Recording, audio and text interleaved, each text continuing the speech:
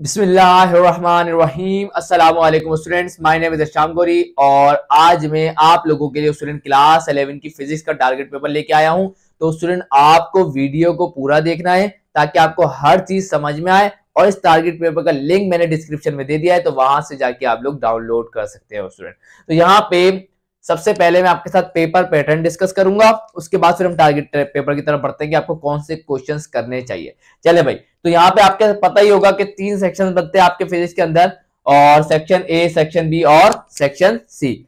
बात करें क्योंकि पेपर 85 मार्क्स का होता है और 15 नंबर प्रैक्टिकल के होते हैं, तो सेक्शन ए जो होता है 20% करता है और आपके 17 मार्क्स से आपको एमसीक्यूज देखने को मिलेंगे। बहुत ज्यादा स्टूडेंट गलती कहां करते हैं, स्टूडेंट वो पूरे साल सिर्फ क्वेश्चंस याद करने में लगे रहते हैं, शॉर्ट क्वेश्चन, लॉन्ग क्वेश्चन, लेकिन कॉन्सेप्ट नहीं होता स्टूडेंट। तो याद रखिएगा, कॉन्सेप्ट आप लोगों के क्लियर होने चाहिए। और दूसरी चीज, एमसीक्यूज पे बहुत ध्यान देना है। बहुत सारे स्टूडेंट क्या कर रहे हैं, एमसीक्यूज पे ध्यान नहीं देते।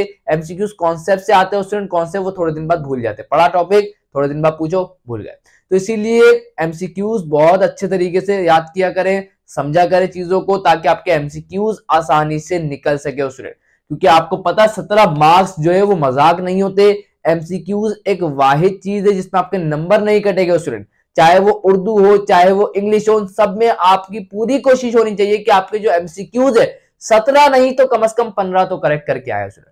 सही है ना? तो एमसीक्यूज पे बड़ा ध्यान दिया करें, क्योंकि एमसीक्यूज आपके नंबर बढ़ा भी सकते हैं और आपके नंबर गिरा भी सकते हैं। तो याद रखिएगा, एमसीक्यूज पे आपका बहुत फोकस होना चाहिए। चले भाई, आ जाए सेक्शन बी के ऊपर। सेक्शन बी के 40 मार्क्स का स्टूडेंट, 40 मार्क्स से इसका मतलब 36 नंबर के क्वेश्चन आपको यहाँ देखने को मिलेंगे और हर एक क्वेश्चन 4 मार्क्स का होगा स्टूडेंट। शॉर्ट क्वेश्चन दिए कितने जाएंगे सर?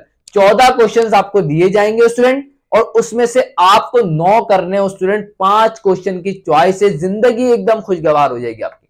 तो 5 क्वेश्चन जो है वो चॉइस में मिल रहे हैं, तो स्टूडेंट और क्या चाहिए, जिंदगी एकदम आसान हो जाएगी आपकी।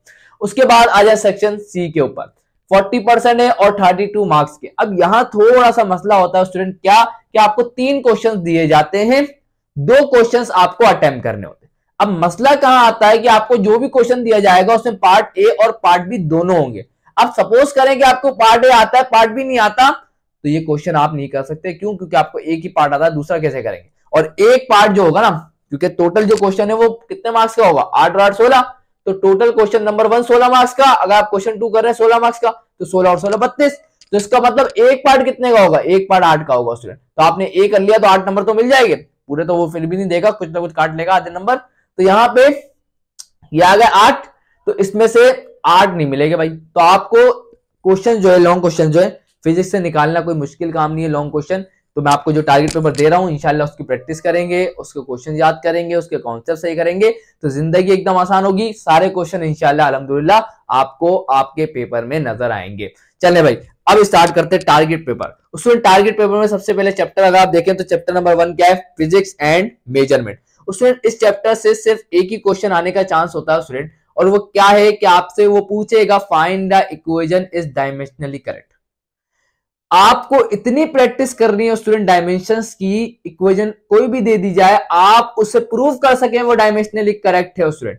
आपको इतनी प्रैक्टिस करनी है, क्योंकि ये पेपर लाजमी आपको नजर आता है पेपर में, तो अच्छे तरीके से प्रैक्टिस करिएगा। तो क्वेश्चन नंबर 1 में मैंने लिखी तो सिर्फ 4 है, लेकिन आपको प्रैक्टिस बेहतरीन तरीके से करनी है। आपके फिजिक्स में जितने फॉर्मूलाज है उन सबको उठाएं और उन सबको डायमेंशनली करेक्ट प्रूव करें, तो इससे आपकी प्रैक्टिस अच्छी हो जाएगी। एग्जाम में वो कोई भी दे सकता है भाई, हमें क्या पता, कोई भी दे सकता है, लेकिन ये पास पेपर में ज्यादातर ये 4 आई हुई है, तो इस वजह से मैंने इसमें डाली है 4। लेकिन आपको डायमेंशन कोई सी भी इक्वेशन आ जाए, आपको सिर्फ उसकी डायमेंशन निकालना, डायमेंशनली करेक्ट प्रूव करना आना चाहिए। इसी तरीके से आपकी बुक के अंदर 2 क्वेश्चन और हैं, क्योंकि पहले जो बुक थी उसमें नहीं थे, अब ये है। तो आपको इसमें क्या है, आपको डायमेंशनल इक्वेशन के यूजेस, मतलब ये आपको पता होना चाहिए डायमेंशनल इक्वेशन से कैसे फॉर्मूले बनाए जाते हैं। तो आपकी बुक में तो 2 फॉर्मूले ड्राइव हुए हैं। एक फॉर्मूला कौन सा है, T is equal to 2 pi under root L over G, है ना, और एक हमारे पास होता है 2 pi under root M over K। सही है ना? तो ये हमारे पास टाइम पीरियड के फॉर्मूलाज हैं। अच्छा, इसकी डेरिवेशन में अगर आप मेरे नोट्स खरीदेंगे, मेरे नोट्स की प्राइस 150 रुपीज है स्टूडेंट, कोई ज्यादा प्राइस नहीं है, कंप्लीट नोट्स है वो। अगर आप उसको लेते हैं तो उसको मैंने बहुत 1 साल लगा के डिजाइन किया स्टूडेंट, और हर क्वेश्चन को इस तरीके से रखा कि आपको इंशाल्लाह अगर आप एग्जाम में लिखते हैं तो इंशाल्लाह पूरे नंबर मिलेगा आपको। ज्यादा थ्योरी नहीं होगी उसमें, कम थ्योरी होगी, लेकिन इस तरीके से प्रेजेंटेशन है कि आप इंशाल्लाह पेपर में लिखेंगे तो आपको पूरे नंबर मिलेंगे उसमें। क्लियर है? तो आप नोट्स खरीदना चाहते हैं तो कांटेक्ट कर लीजिएगा, व्हाट्सएप नंबर स्टार्ट में आपको वीडियो को मिल जाएगा, तो वहां से आप देख लीजिएगा, तो आप कांटेक्ट करेंगे तो इंशाल्लाह आपको मिल जाएगी। इसकी प्राइस है, फ्री में नहीं है, 150 रुपीज है स्टूडेंट। तो यहाँ पे आपको ये डेरिवेशन करनी है, कोई सी भी पूछ सकता है भाई बहन। अब आ जाए अगले पर। अच्छा, मैंने इसके अंदर एक और क्वेश्चन रखा, difference between accuracy and precision. अच्छा, यहाँ पे आप एक और चीज नोट कर रहे होंगे कि मैंने परसेंटेज गिवन करी है। मैंने अपने हिसाब से स्टूडेंट परसेंटेज दिए कि मेरे हिसाब से कौन से क्वेश्चन ज्यादा आने के चांसेस है। सही है ना? तो जितनी ज्यादा परसेंटेज है उसकी ज्यादा प्रैक्टिस करनी है, छोड़ना तो कुछ भी नहीं है इसमें से। हर एक पे परसेंटेज है, हर एक क्वेश्चन आपको करना है। बस ये है इंपॉर्टेंस थोड़ी आपको बताई कि इस साल क्या क्या चीजें ज्यादा आने के चांसेस हैं। चले भाई, अब आ जाए न्यूमेरिकल के अंदर। न्यूमेरिकल इसके 189 कर लीजिएगा। 189 कर लेंगे तो इसका मतलब ये है कि आपने 189 कर लिया, इसका मतलब बाकी रिमेनिंग न्यूमेरिकल्स भी आपके हो जाएंगे स्टूडेंट, क्योंकि इनके कॉन्सेप्ट जो है वो इस पूरे चैप्टर के अंदर सेम रहते हैं। तो अगर 189 कर लिया, इसका मतलब जो आपने छोड़े न्यूमेरिकल वो भी आप कर सकते हैं। क्यों? क्योंकि कॉन्सेप्ट आपको आ गया। आगे बढ़ते हैं स्टूडेंट यूनिट नंबर 2 के ऊपर। यूनिट नंबर 2 के अंदर शॉर्ट क्वेश्चन देखें तो मैंने मेरे हिसाब से टाइप्स ऑफ वेक्टर्स जो आ सकती हैं, यूनिट वेक्टर है, पोजीशन वेक्टर है और फ्री वेक्टर है, तो ये तीनों टाइप्स आप याद कर लीजिएगा। डेफिनेशन ये आपको नजर आ सकती है। उसके बाद रिजोल्यूशन ऑफ वेक्टर, चांसेस कम है स्टूडेंट, लेकिन कर लीजिएगा, रिस्क नहीं लेना। मतलब ये इसको एंड में रखें, इसको रिजोल्यूशन ऑफ वेक्टर को एंड में रखें कि आप सब याद कर लें तो फिर इसको एंड में कर लीजिएगा। स्केलर प्रोडक्ट, वेक्टर प्रोडक्ट की डेफिनेशन और साथ में प्रूफ, क्योंकि ये प्रूफ आपको पेपर में काफी दफा, पुराने बुक जो पेपर था उसमें भी काफी दफा नजर आया हुआ है, तो ये भी कर लीजिएगा, बड़ा इंपॉर्टेंट है। और उसके बाद तो आती है main first equation of motion by graphical method, second और थर्ड, ये तीनों आपको आनी चाहिए। तो लॉन्ग क्वेश्चन के लिए सेकंड और थर्ड आ सकती है, फर्स्ट भी आ सकती है लॉन्ग में, पता कुछ भी नहीं है, फर्स्ट भी आ सकती है लॉन्ग के अंदर।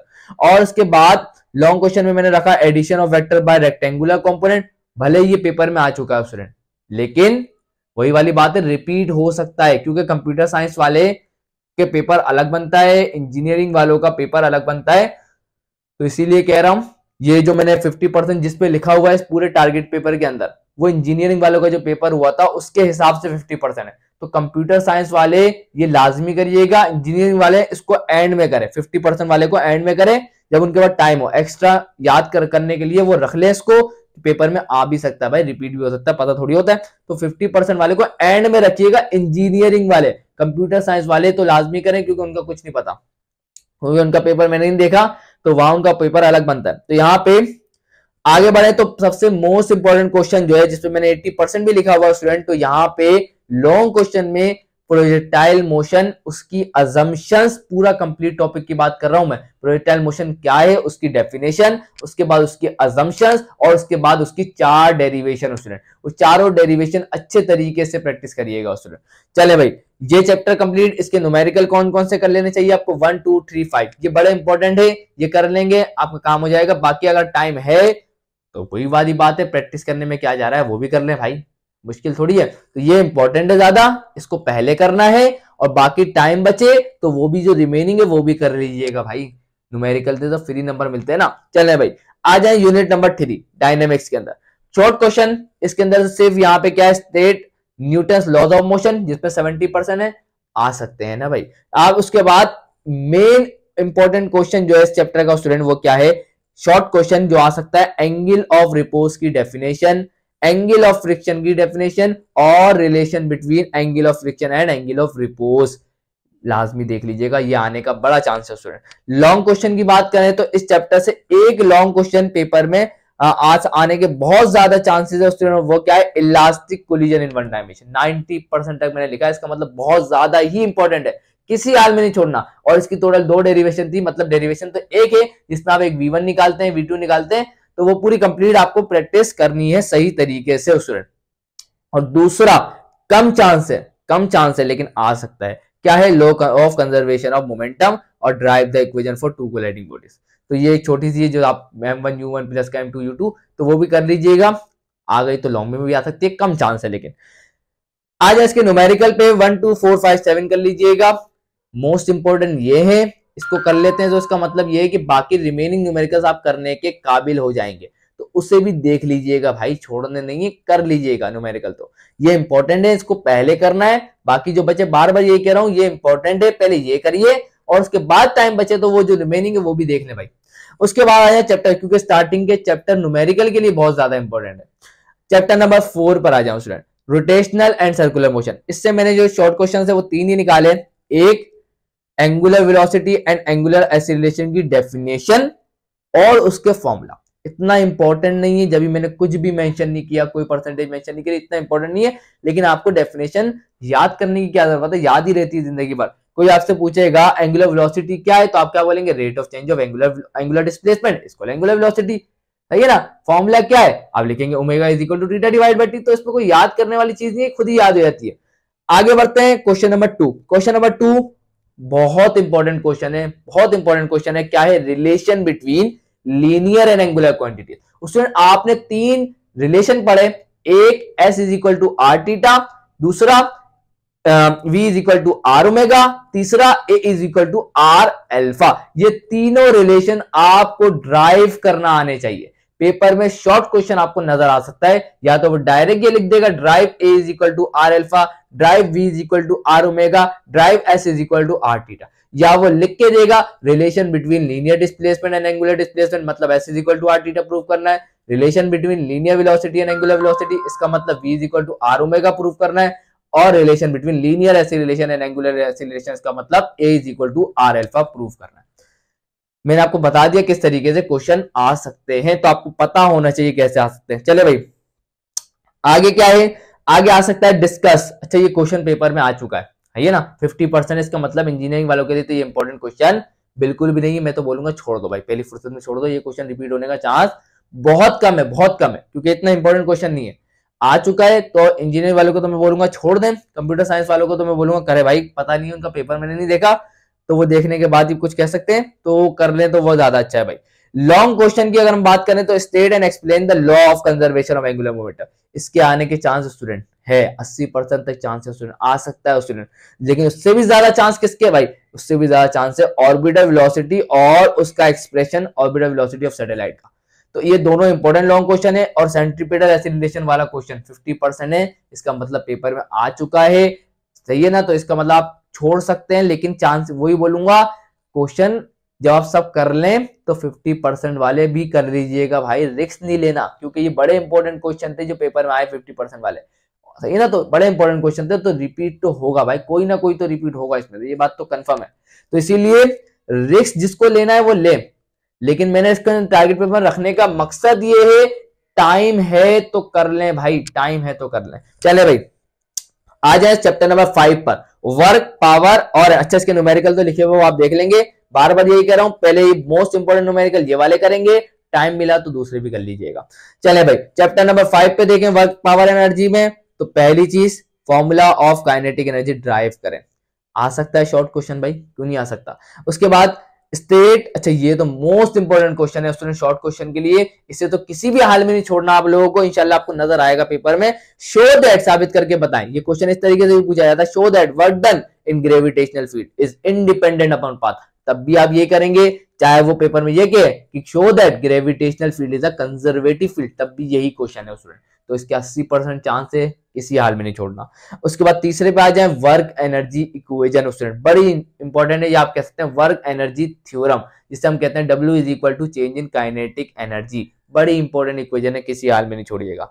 चले भाई, शॉर्ट क्वेश्चन आ सकता है। लॉन्ग क्वेश्चन की बात करें तो इससे स्टूडेंट लॉन्ग क्वेश्चन, क्योंकि पेपर में इससे कोई लॉन्ग क्वेश्चन आया ही नहीं था पिछले साल, तो ये 2 इंपॉर्टेंट लॉन्ग क्वेश्चन इसमें से बन सकते हैं। एक, absolute potential energy, gravitational potential, ये तो मोस्ट इंपॉर्टेंट है स्टूडेंट, 95% रखने का मकसद ही ये कि इंशाल्लाह इस साल पेपर में ये आएगा स्टूडेंट, लाजमी आएगा इंशाल्लाह। आगे उसके बाद दूसरा कौन सा, law of conservation of energy को प्रूव करना है कि एट पॉइंट पी पे क्या है, क्यू पे क्या है, आर पे क्या है, आपको बताना होता है टोटल एनर्जी रिमेन कंजर्व, तो ये भी बड़ा इंपॉर्टेंट क्वेश्चन है। आ जाए चैप्टर नंबर 6 पर, छोटे से चैप्टर है ये, तो चैप्टर 6 और 7, तो इसमें शॉर्ट क्वेश्चन क्या बन सकता है कि पास्कल लॉ, लॉन्ग में भी आ सकता है भाई, पास्कल लॉ अगर उसकी एप्लीकेशन के साथ आता है, कंप्लीट एप्लीकेशन के साथ आता है, तो लॉन्ग क्वेश्चन बन सकता है, वरना शॉर्ट क्वेश्चन बन सकता है। ज्यादा चांसेस क्या है, शॉर्ट में ही आए, लॉन्ग में आने के ज्यादा चांस नहीं होते इसके।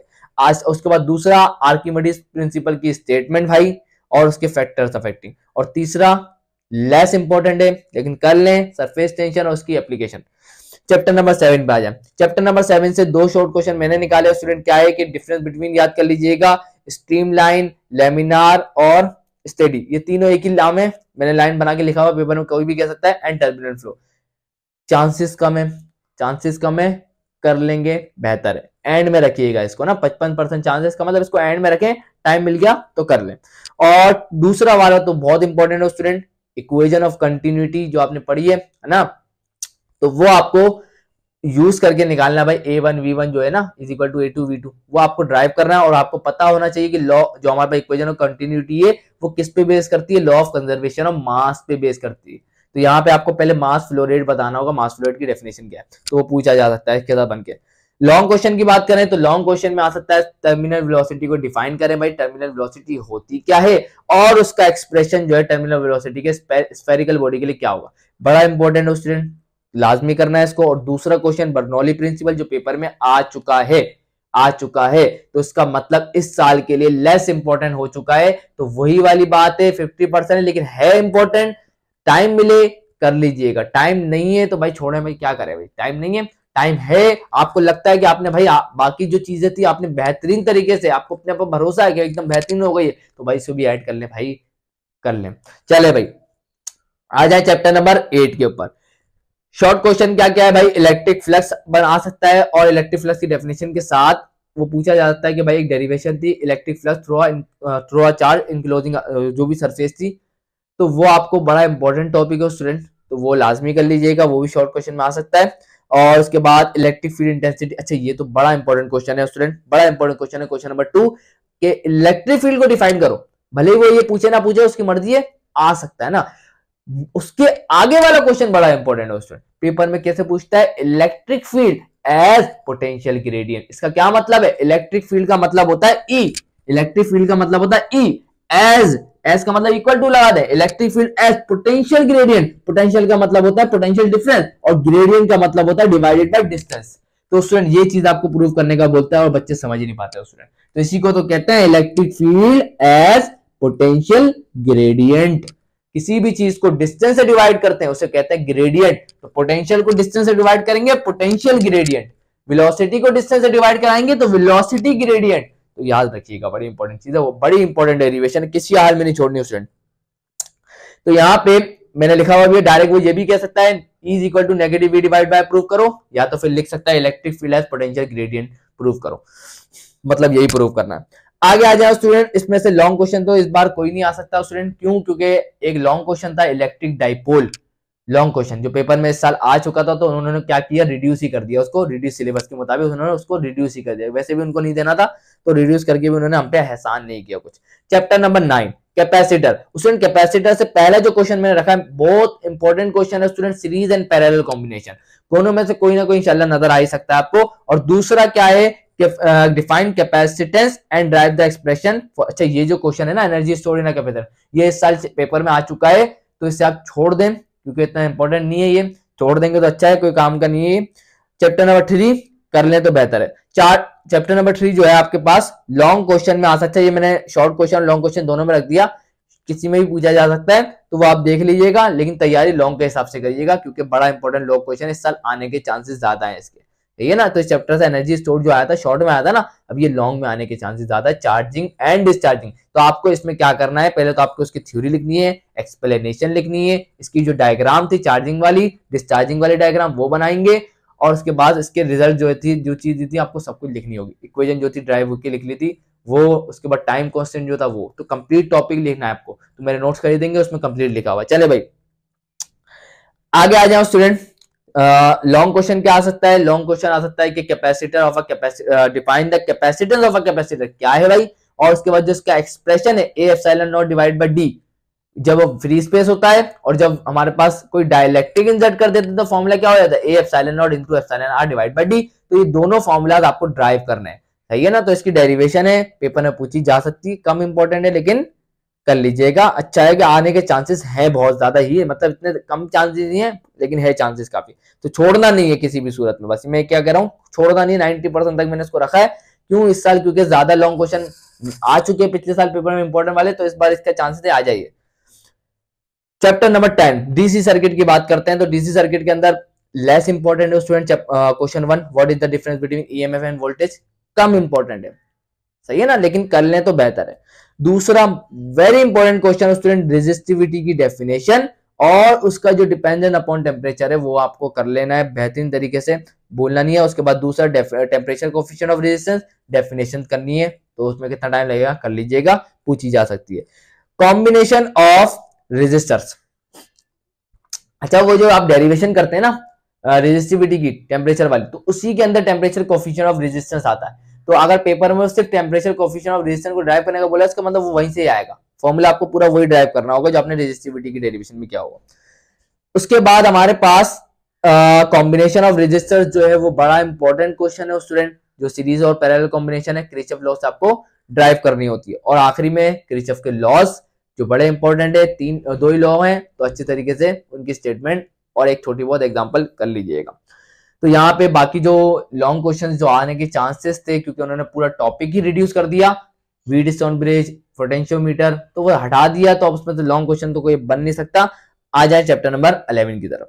शॉर्ट क्वेश्चन की बात करें, बड़ा ही इंपॉर्टेंट क्वेश्चन था स्टूडेंट, इस साल आ चुका है, लेकिन फिर भी मैं कहूंगा इस साल भी करें स्टूडेंट, लाजमी करें इसको, तो छोड़ना ही नहीं है भाई, रिपीट होने के चांसेस बहुत ज्यादा ही हो गए। Show that motion of a mass spring system is simple harmonic, ये आपको प्रूव करना है, छोटी सी डेरिवेशन है, कोई लंबी चौड़ी नहीं है, तो प्रूव हो जाता है। और उसके बाद दूसरा वही वाला कि प्रोजेक्शन जो होता है एग्जीक्यूटिंग सिंपल हार्मोनिक मोशन, वो भी प्रूव करना है, तो ये भी बड़ा इंपॉर्टेंट है। तीसरा मैंने क्या रखा है, एसएचएम की डेफिनेशन और उसकी कंडीशंस, वो आप लाजमी कर लीजिएगा। लॉन्ग क्वेश्चन इसमें से आने का वही वाली बात है, चांस बहुत कम है, कुछ भी नहीं आ सकता लॉन्ग, तो इसमें से नजर ही नहीं आ रहे। चले आ जाए चैप्टर नंबर 12 में, अकाउस्टिक के अंदर। तो इसके अंदर से सबसे इंपॉर्टेंट शॉर्ट क्वेश्चन 3 ही है स्टूडेंट। एक है factor affecting speed of sound, इसके तो काफी ज्यादा चांसेस है, काफी ज्यादा चांसेस है। बाकी जो 2 इस साल रिपीट हो चुके हैं, चाहे वो न्यूटन्स अजम्पशन और उसकी Newton's formula for speed of sound Laplace करें, फिर भी मैं कहूंगा लाजमी करें, रिपीट होने का चांस ज्यादा है इनका, है ना, तो इसको छोड़ना नहीं है। 50% है, लेकिन क्या है, करें भाई, लाजमी करें इसको, तो छोड़ना नहीं है। और उसके बाद लॉन्ग क्वेश्चन में आप डॉपलर इफेक्ट भी पेपर में देख चुके हो स्टूडेंट, लेकिन वही वाली बात है, सारे केस तो पेपर में नहीं आते डॉपलर इफेक्ट के, कुछ केस पूछता है तो फिर वो रिपीट होता है भाई, तो इसी वजह से 6 के 6 केस वापस प्रैक्टिस सही तरीके से करिएगा, कोई सा भी केस रिपीट हो सकता है। चले भाई चैप्टर नंबर 13, चैप्टर नंबर 13 से स्टूडेंट देखेंगे तो मैंने हाइगन्स प्रिंसिपल रखा है, इंपॉर्टेंट कम इंपॉर्टेंट है, सही है ना, तो बस देख लीजिएगा, दो उसके जो प्रिंसिपल है वो देख लीजिएगा। और उसके बाद कंडीशन भी बहुत कम इंटरफेरेंस की, वो भी देख लीजिएगा। और डायफ्रेक्शन ऑफ लाइट की डेफिनेशन, थोड़ी सी एक्सप्लेनेशन चाहिए होगी बस डेफिनेशन के साथ, तो वो भी कर लीजिएगा। इंपॉर्टेंट क्या है यहाँ पे, ज्यादातर इंपॉर्टेंट क्या है, describe the construction and working of the microwave interference, ये भी बड़ा इंपॉर्टेंट क्वेश्चन है जो शॉर्ट क्वेश्चन में पूछा जा सकता है स्टूडेंट, बड़ा ही इंपॉर्टेंट है, इसको तो लाजमी करें। उसके बाद लॉन्ग क्वेश्चन में स्टूडेंट 3 रखे मैंने, एक डायफ्रेक्शन ग्रेटिंग रखा है, एक न्यूटन्स रिंग रखा है और एक यंग डबल सीरीज, इन तीनों में से एक लॉन्ग तो आपको लाजमी नजर आएगा, ये आप लिख के ले लें, कोई ना कोई नजर आएगा, क्योंकि इस साल पिछले साल जो पेपर है उसमें से तीनों में से कोई नहीं आया, तो तीनों में से आप कोई ना कोई आएगा, लाजमी लॉन्ग में आपको नजर आएगा। और चैप्टर नंबर 4 मैं कहता हूं कि छोड़ दें तो अच्छा है, क्योंकि ये इतना इंपॉर्टेंट चैप्टर नहीं है, लेकिन अगर जो करना चाहता है तो वो ये 3 क्वेश्चन कर ले, कुछ ना कुछ तो लग ही जाएगा। 5 difference between analog and digital transmission, 5 advantages of satellite communication, और मॉड्यूलेशन क्या है और हमें इसकी जरूरत क्यों पड़ती है, ट्रांसमिशन ऑफ सिग्नल की, तो ये क्वेश्चन कर लेंगे इंशाल्लाह, आपका पेपर बेहतरीन तरीके से हो जाएगा, लगभग 80 से 90% इजीली इंशाल्लाह आपके क्वेश्चंस लगेंगे, इंशाल्लाह पूरा पेपर करके आएंगे अल्लाह ने चाहा तो। चले भाई, तो यहाँ पे आज की ये वीडियो एंड करता हूँ, इंशाल्लाह आपको हर एक क्वेश्चन एकदम बेहतरीन तरीके से क्लियर होगा। अब आपका काम है किस तरीके से आप इसे तैयार कर रहे हैं अपने आप को, तो बस आप आज से प्रैक्टिस में लग जाएं। वैसे तो आपको पूरे साल पढ़ना चाहिए स्टूडेंट, लेकिन जब आपने नहीं पढ़ा तो अब तो आपको टारगेट पेपर से चलना पड़ेगा। तो मिलता हूँ स्टूडेंट नेक्स्ट वीडियो में, तब तक के लिए अल्लाह हाफिज।